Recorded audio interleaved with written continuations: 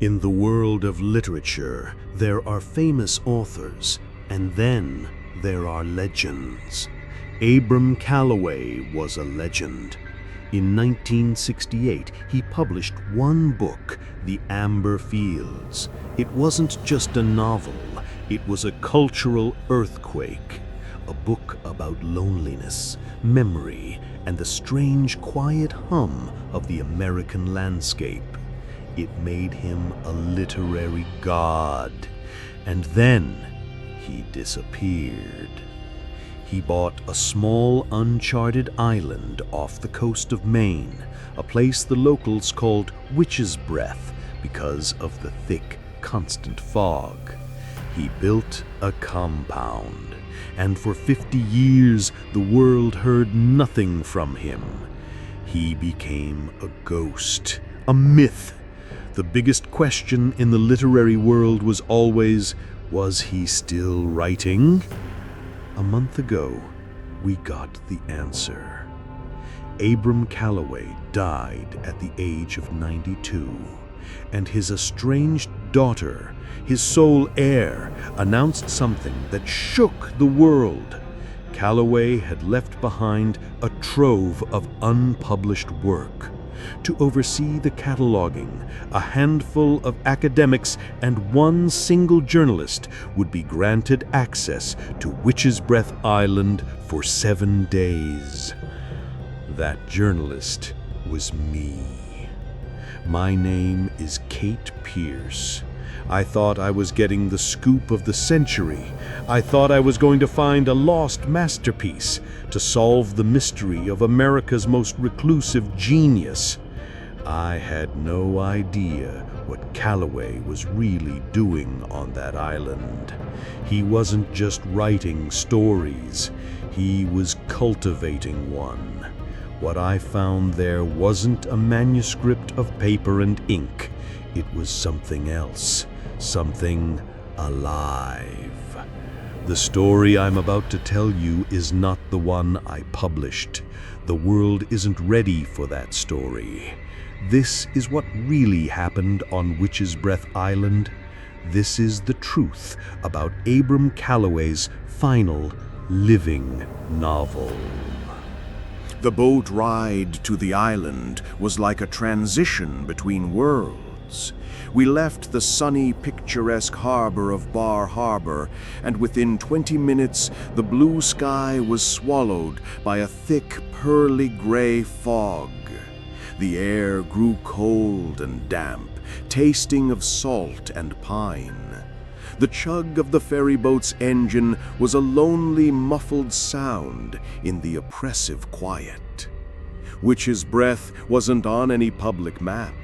Our captain, a grizzled local with a face like a sea-worn rock, navigated by memory. He liked his privacy, the captain grunted, not looking at me. Calloway did, used to say the fog was his front gate. When the island finally emerged from the mist, it didn't look like part of Maine. It looked ancient, primeval. Jagged black rocks formed its coastline, and beyond them rose a forest of impossibly tall, dark pine trees, all draped in hanging moss, their tops disappearing into the fog. There was no beach, just a single, sturdy-looking wooden dock leading to a steep stone staircase carved into the cliffside. It was unwelcoming. It was perfect. There were 5 of us in total. I climbed the stone steps, my bag feeling heavy on my shoulder, and found the others waiting on a manicured patch of lawn that seemed defiantly carved out of the wilderness. They were a motley crew of academics, the kind of people who lived their lives between the pages of dusty books.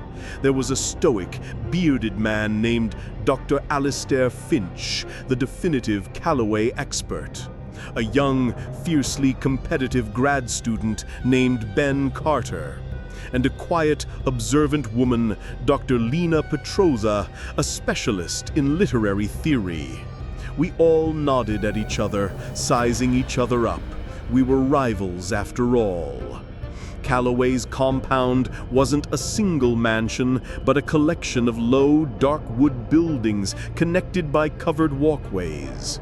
The architecture was a strange mix of Japanese minimalism and rustic Maine cabin, with huge glass windows that didn't look out at the sea, but stared directly into the dense, dark wall of the forest.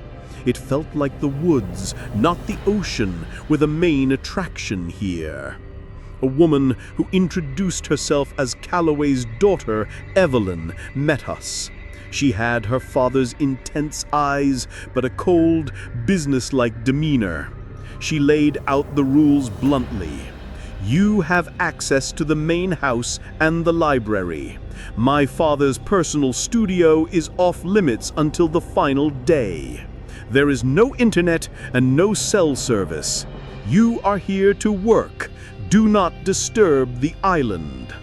That last phrase, "do not disturb the island," hung in the air, oddly phrased and unsettling. She handed us keys to our simple, monk-like rooms and told us the library would be unlocked in the morning. Then she was gone, disappearing back towards a separate, private cottage, leaving the four of us alone in the unnerving quiet of the compound. We were well and truly cut off. The first night was an exercise in tension. We ate a silent dinner from a pre-stocked kitchen, the four of us circling each other politely, each guarding their own ambitions. Sleep was restless, interrupted by the strange, deadening silence of the island, a silence so profound it felt like a sound in itself. Morning came with the unlocking of the library. We all gathered at the heavy oak door, and when Evelyn opened it, we collectively held our breath. It was not what I expected. Instead of a cozy novelist's den, the room was more like a scientific laboratory. Yes, there were shelves of classic literature, but they were dwarfed by towering stacks of books on botany, mycology, cellular biology, and rare, obscure folklore. A long oak table dominated the center of the room. Charts of root systems and fungal hyphae were pinned to the walls. It was the workspace of a man obsessed not just with words, but with the very building blocks of life. Finch and Petrova gravitated towards the bookshelves, but Ben and I were drawn to the table. In the center, lying open as if it had been left there yesterday, was a simple, leather-bound journal. His private journal, the Holy Grail. Before anyone could object, I stepped forward and read the last entry, written in a shaky but clear hand. It wasn't about a book. It was about the island. It is not soil, it is substrate. It is not a forest, it is a single thinking organism. The book is almost finished, not because I have written it, but because it has finally learned to write itself. Dr. Finch scoffed, his voice sharp. Poetic nonsense, the metaphorical ramblings of a man in his 90s. Let's focus on finding the actual manuscript, shall we? He and Dr. Petrova turned back to the shelves, their hunt for a tangible stack of paper renewed. Ben lingered, eyeing the journal with a predatory gleam, probably trying to figure out how to spin it into a thesis. But I couldn't let the words go. It has finally learned to write itself. Leaving them to their books, I stepped outside. The fog was thinner now, and a pale, watery sunlight filtered through the canopy.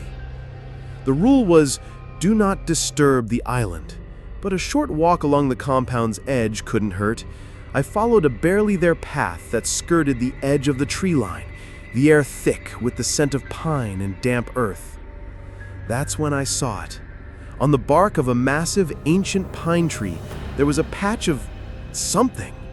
It wasn't moss and it wasn't any fungus I'd ever seen.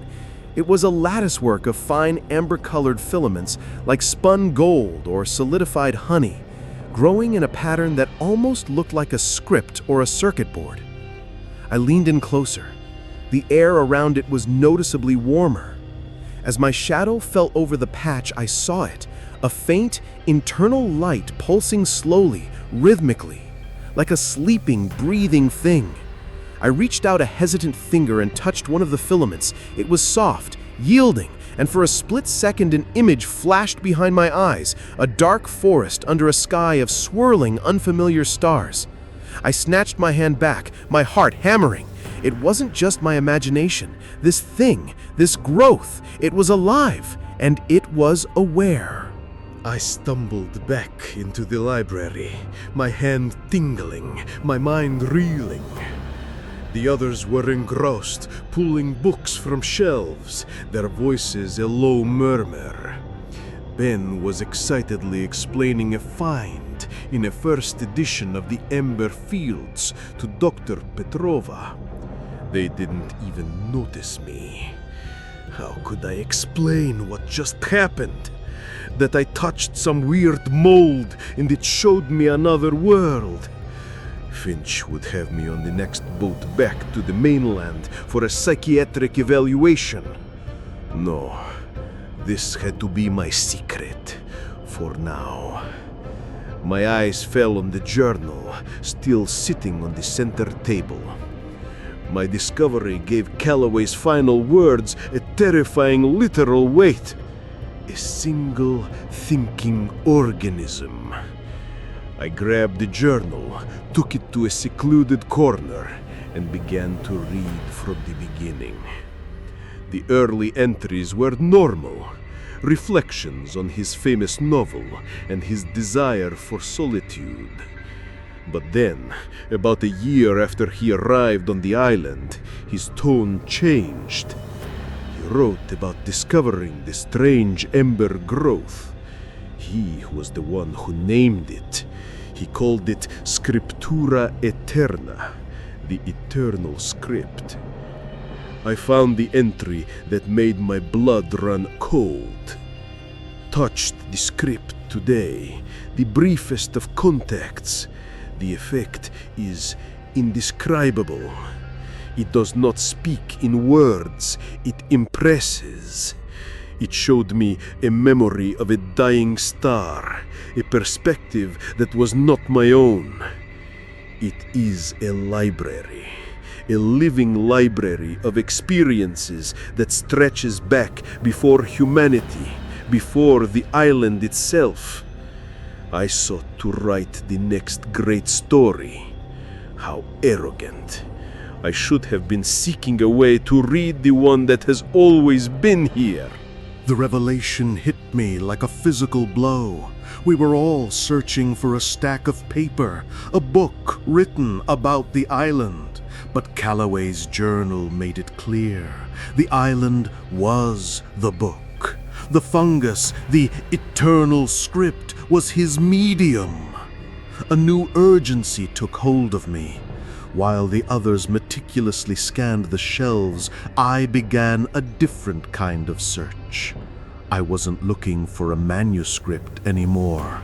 I was looking for a guide.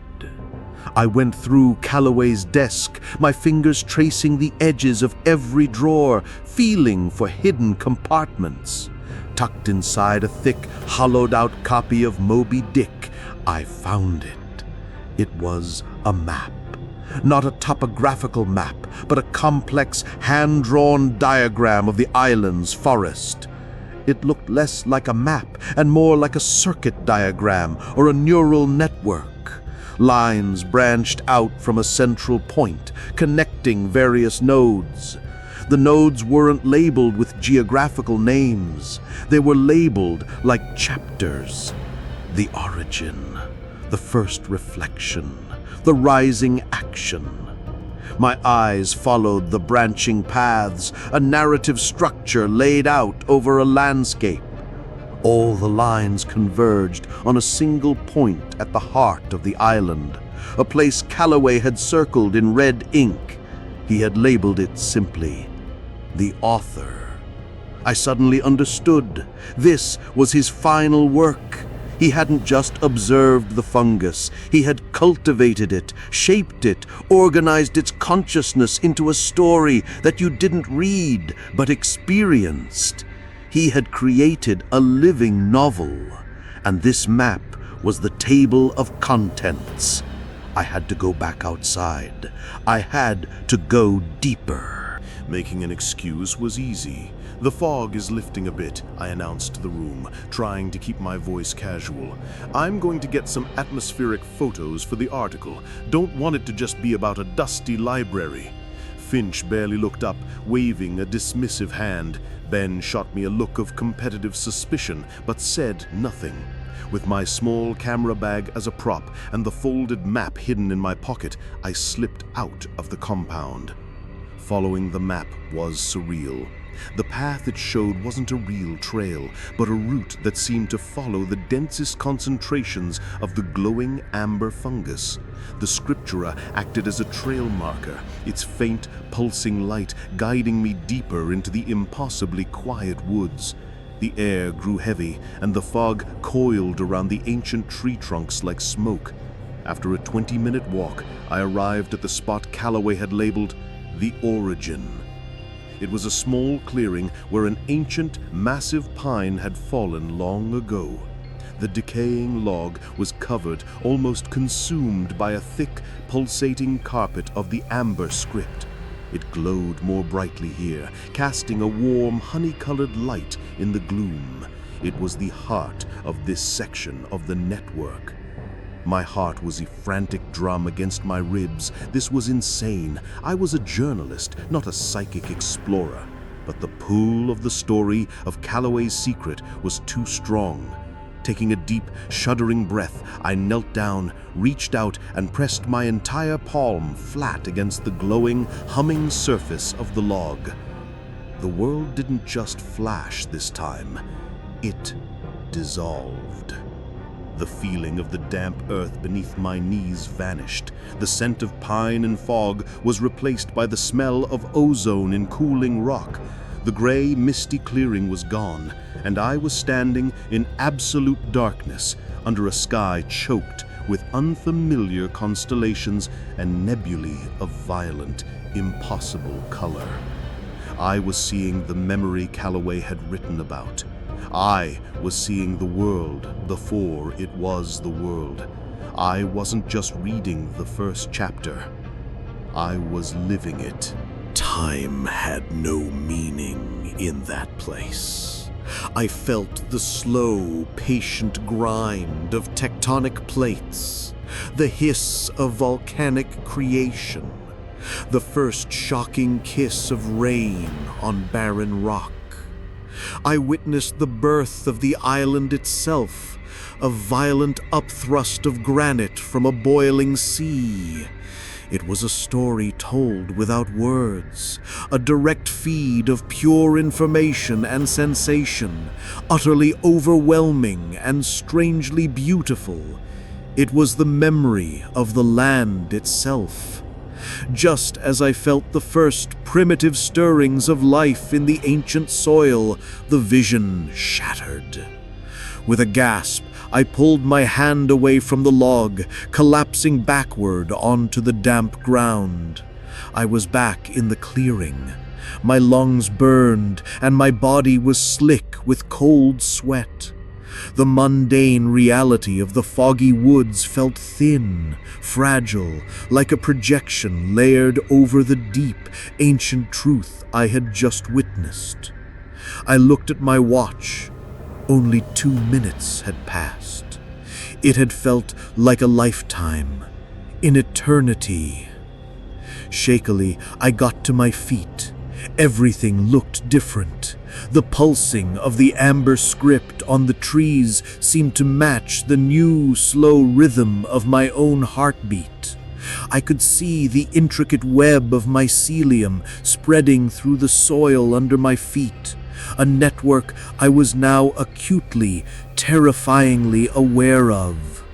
The story was all around me. I had just learned the alphabet. A profound, chilling thought settled in my mind as I stumbled back towards the compound. Calloway hadn't just found a way to read the island's history. He had found a way to add to it. What happened when a story this powerful wasn't just about the past, but about the present? What happened when he started writing chapters about people? When I returned to the library, the sterile, controlled environment felt like a prison. Dr. Finch and Dr. Petrova were debating some obscure point of Calloway's prose, their voices a dull drone. My senses felt heightened, raw. I could smell the decay in the book bindings, the faint, bitter scent of the ink. It all felt dead compared to the vibrant, terrifying life in the forest. My attention was drawn to Ben. He was hunched over a thin, leather-bound volume in the corner, his face pale, his eyes wide and feverish. He was muttering to himself. "What have you got there, Ben?" I asked, my voice sounding strange to my own ears. He looked up, startled. "It's nothing, just some of his unpublished juvenilia, early poems. There's a recurring character, that's all. He calls him the Husk of the Woods, a figure made of bark and whispers. It's a bit melodramatic, but the imagery is potent." He tried to sound dismissive, but his fingers were gripping the book so tightly his knuckles were white. A cold dread washed over me. A character. Calloway was seeding his concepts. I kept an eye on Ben for the rest of the afternoon as he sank deeper into his obsession with the poems. As evening approached, casting long, deep shadows across the lawn, I stood by one of the large windows, looking out at the forest wall. The amber glow of the scriptura was just beginning to become visible in the twilight, a faint, ethereal constellation in the gloom. And for just a moment, I saw it. Standing just inside the tree line, almost perfectly camouflaged, was a shape. It was tall, gaunt, and looked for all the world like a man-shaped form made of dark, peeling bark and hanging moss. It wasn't moving, it was just watching the house. I blinked, and it was gone, seamlessly blending back into the forest. It was the Husk. The story wasn't just in the network anymore. It was beginning to walk out of the pages. I pulled back from the window, my breath catching in my throat. My mind was screaming, "It's real! It's real!" The character wasn't just a concept in a poem. It was an active part of the island's narrative, and Ben's focused attention had drawn it out, given it form. I had to get him away from that book. I walked over to him, trying to keep my voice even. "Ben, maybe that's enough for one day. You look exhausted. We should all take a break." He looked up at me, his eyes narrowed with a new, sharp paranoia. "A break? So you can get ahead? So you can find the real manuscript while I'm distracted by melodramatic poems?" His voice was hostile, laced with an unfamiliar venom. The story was already twisting him. "That's not it," I started to say, but I was cut off by a sound. It was a soft, dry, shuffling sound, like a pile of dead leaves being stirred by a faint breeze. But it came from the far corner of the library, a place of deep shadow where the electric lights didn't quite reach. We both froze. I saw Ben's eyes dart towards the corner, his academic arrogance momentarily replaced by a raw, primal fear. He heard it too. "What was that?" I whispered. The sound stopped. The silence that rushed back in was heavy, watchful. Ben blinked, and the mask of aggression slammed back into place. "What was what? I didn't hear anything," he snapped, his voice too loud. "Stop trying to play games, Kate." He grabbed the book of poems, clutched it to his chest like a shield, and stormed out of the library, heading towards his room. He was denying it, but I saw it in his eyes. He was terrified.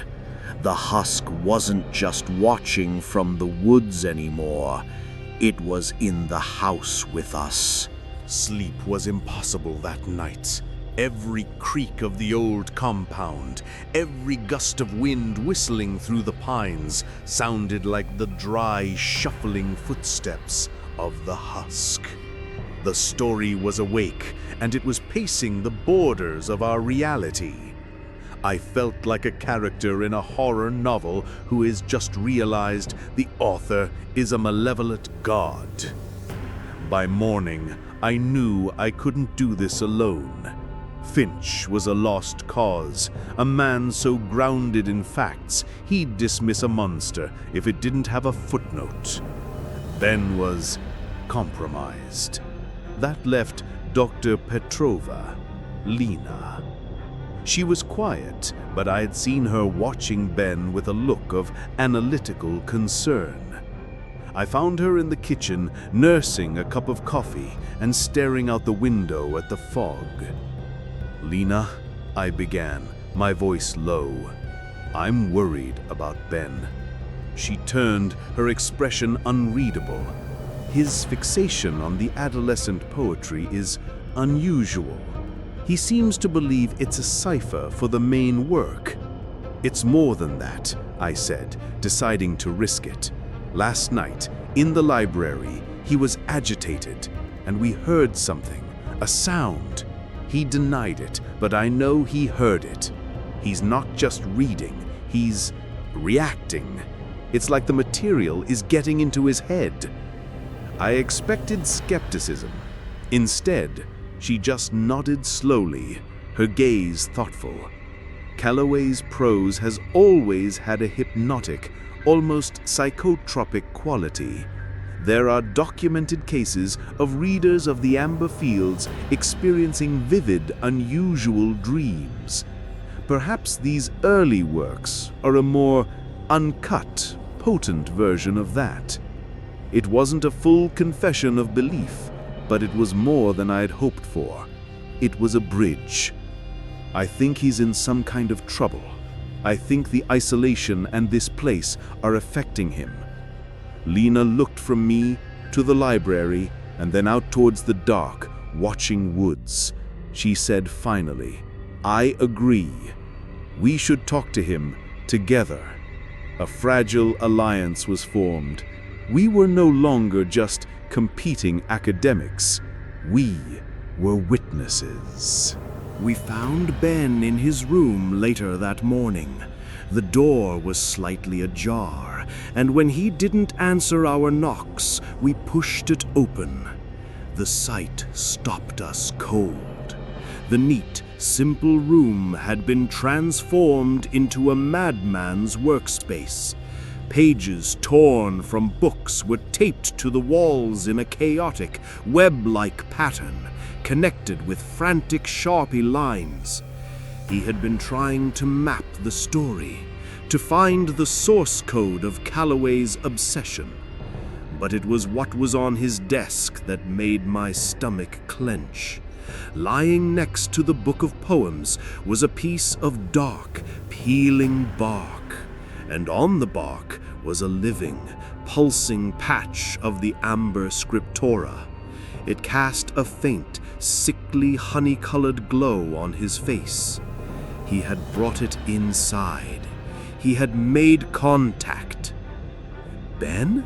Lena's voice was barely a whisper. He looked up at us, but his eyes were distant, unfocused. He looked straight through us. "He told me you would come," Ben mumbled, his gaze drifting back to the glowing bark. "The husk. He says you're trying to keep the story for yourselves, but he showed me the truth." He gently touched the glowing fungus. "It's not just a book. It's a key, a doorway. Calloway wasn't writing for us. He was writing for him, for the forest, and the husk is the gatekeeper." The terror was no longer just a creeping dread. It was a sharp, piercing spike of ice in my gut. Ben wasn't just reading a story about a monster anymore. He was talking to it, and it was talking back. We backed out of Ben's room slowly, closing the door on the sight of him whispering to the glowing piece of bark. Lena was pale, her academic composure completely gone, replaced by naked fear. "We have to tell Finch," she said, her voice trembling. This is a psychological crisis. Ben is unwell. We have to get him out of here." We found Dr. Finch in the library, where he was happily cross-referencing an old manuscript. We laid out the situation as calmly as we could. Ben's paranoia, his delusion of speaking with a fictional character, the deranged state of his room. We omitted the part about the glowing fungus. It was a step too far into madness for a man like Finch. He listened with an expression of profound irritation, tapping his pen on his notepad. "A psychological crisis," he said when we finished, his tone dripping with condescension, "or a rather theatrical display of academic pressure. Mr. Carter is a graduate student. They are prone to histrionics. He is immersing himself in the author's mindset. It's an unorthodox method, I'll grant you, but it's hardly cause for a medical evacuation." "He's not immersing himself, he's drowning. He's unstable. He's a danger to himself." Finch sighed, closing his book with a definitive snap. "I will have a firm word with him about defacing university property. But that is all. Now, if you'll excuse me, I believe I've found a textual link we've all been missing." He turned his back on us. That was it. The highest authority here had dismissed us. We were alone. The rules of the real world no longer applied. I looked at Lena, my fear hardening into resolve. He won't do anything. That thing on Ben's desk, that piece of bark, it's a cancer. It's an open door, and we're all in the room with it. If he won't get rid of it, we have to. Our chance came that evening. Ben, looking more gaunt and haunted than ever, actually joined us for dinner, though he didn't eat. He just sat at the table, staring at a fixed point on the wall, his hands trembling. The moment he returned to the library, drawn back to his obsessive research, Lena and I made our move. We slipped down the hall to his room. Lena stood guard, her back to the door, while I went inside. The air in the room was thick and cloying, and the web of notes on the wall seemed more frantic, more alive. The piece of bark on his desk was the source of it all. It pulsed with a soft, hypnotic rhythm, casting long, dancing shadows. I had brought a thick canvas bag from my camera gear. I knew I couldn't touch it with my bare hands. As I approached the desk, I could feel a strange pressure building in my head, a low hum that vibrated behind my eyes. I heard whispers, fragments of a language I didn't know, coiling at the edge of my hearing. The story was trying to get in. "Hurry, Kate," Lena urged from the doorway. Ignoring the siren call in my mind, I opened the canvas bag, took a deep breath, and swiftly scooped the glowing bark off the desk and into the bag, pulling the drawstring tight. The light vanished, and the whispers in my head fell silent. The relief was so intense, my knees almost buckled. I turned to leave, my heart pounding with adrenaline, but Ben was standing in the doorway. His face was a mask of pure fury, his eyes blazing with a cold, inhuman light.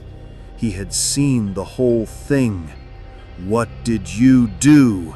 he hissed, his voice a low, guttural snarl that didn't sound like him at all. "You don't steal from the author. You don't steal his words." He took a step into the room, blocking our only exit. He wasn't just an angry student anymore. He was a guardian, a protector of the story. There was no reasoning with him. His eyes were locked on the canvas bag in my hand, filled with a terrifying, proprietary hunger. He lunged, not at me, but at the bag, his fingers like claws. I recoiled, stumbling backward. Lena, acting on pure instinct, shoved a tall stack of books off a shelf. They crashed to the floor with a sound like a gunshot, and for a split second, Ben was distracted. It was the only opening we needed. "Go!" Lena screamed. I bolted, shoving past Ben's shoulder and into the hallway. Lena was right behind us. We didn't dare look back, but we could hear him, a raw, guttural scream of rage, followed by the sound of his footsteps pounding on the wooden floor behind us. We burst out of the residential building and into the main library, our frantic escape shattering the tomb-like silence. Dr. Finch looked up from his desk, his face a perfect picture of shock and outrage. What is the meaning of this racket? He saw Ben then, his face contorted, chasing us with a terrifying, single-minded purpose. Finch's academic world finally, violently collided with the raw horror of the island. But I didn't have time to see his reaction. My only thought was to get the scriptura away from the compound, away from Ben, away from all of us. The sea, it felt like the only answer, the only thing pure enough to fight this creeping terrestrial infection. I ran out the main doors of the compound into the cold, foggy twilight, leaving Lena and a stunned Finch to deal with Ben. My feet found the stone path leading back to the cliffside staircase and the dock. I clutched the heavy, pulsing weight in the bag, and I ran for the cleansing power of the salt and the waves. The run to the cliff was a nightmare of burning lungs and slick, moss-covered stone. The fog was so thick it felt like I was breathing water, and the angry sound of the waves crashing against the rocks below grew into a deafening roar. Behind me, the shouting from the compound faded, swallowed by the mist. I reached the top of the stone staircase, the one we had climbed on our first day. The sea was a churning cauldron of gray and white. This was it. I gripped the canvas bag, the pulsing weight inside seeming to fight against me, to writhe in my hand. As I drew my arm back to throw it, a low, deep hum vibrated up to the soles of my feet, coming from the very rock of the island. All around me, in the fog, the patches of amber scriptura on the trees began to glow, not gently, but with a fierce, frantic intensity. The entire forest was lighting up, a network of angry, screaming nerves. The wind howled, whipping my hair across my face. The island was fighting back. A figure emerged from the fog on the path behind me. It was Ben. His clothes were torn and a smear of dirt was on his cheek, but his wild-eyed panic was gone. He stood there, breathing heavily, his expression eerily calm. When he spoke, his voice wasn't his own. It was deeper, calmer, resonant with an ancient authority that echoed the humming of the island itself. "You cannot throw away a word once it is written," he said, the voice seeming to come from both him and the air around me. "The author sees you. You are a character, Kate, and your chapter is far from over."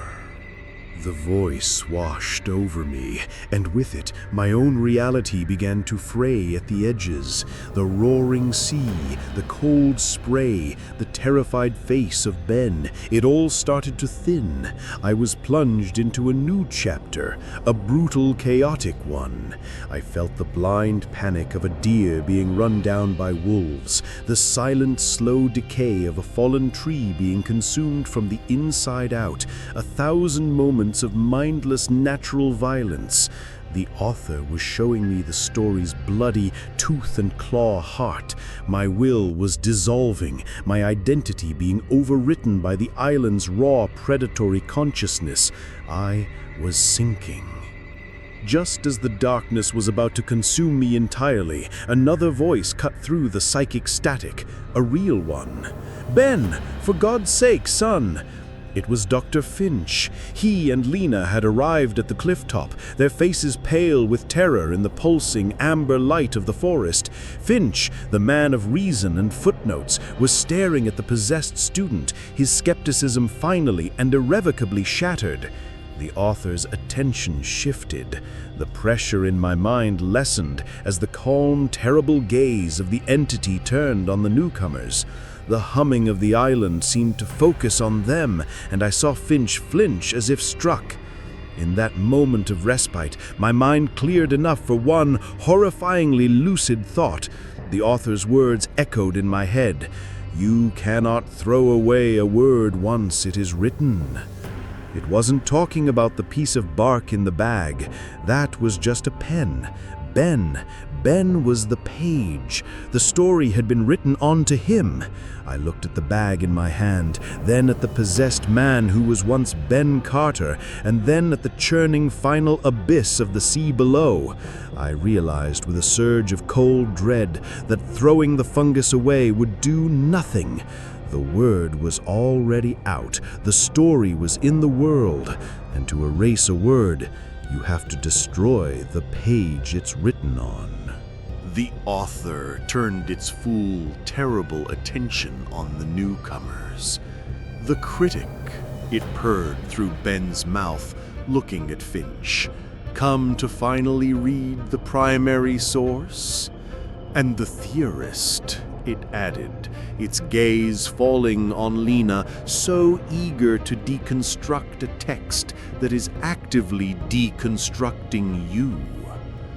Then took a step towards them, and the very ground seemed to hum with his advance. "My story has been confined to this island for too long. It yearns for new readers.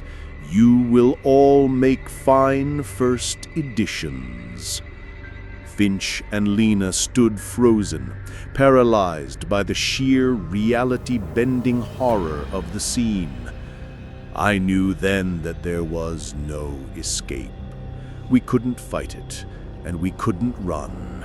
The only way was to go through it. My terrible realization from moments before, that you have to destroy the page, was the thought of a terrified animal.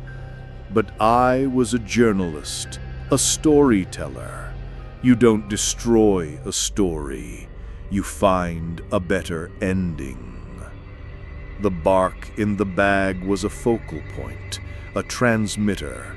Then was the receiver.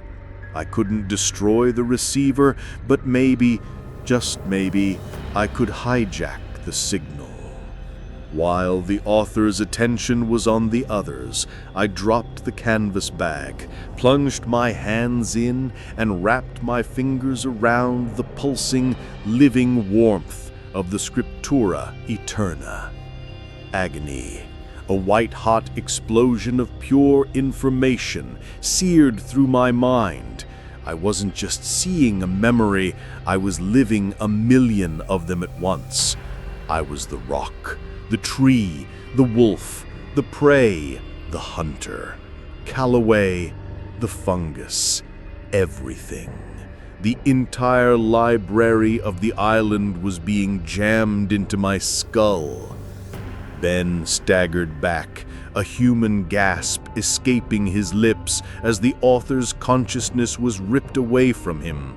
His eyes flickered, the ancient intelligence within them faltering.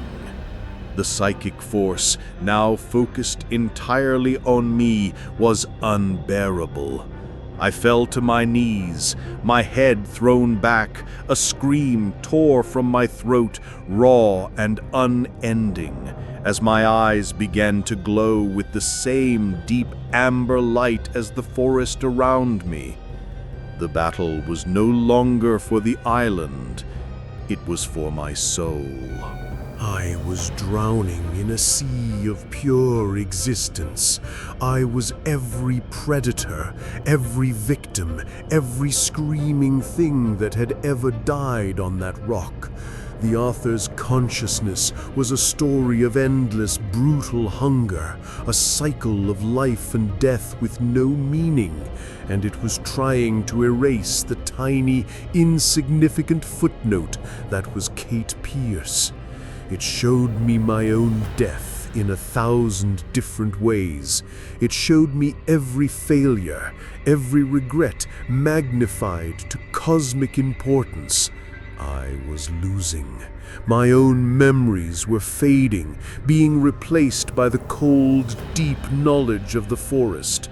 I was forgetting my own name. In the screaming chaos of my mind, I stopped fighting. I stopped trying to push the ocean back. Instead, I focused on a single, tiny human memory. It was from years ago.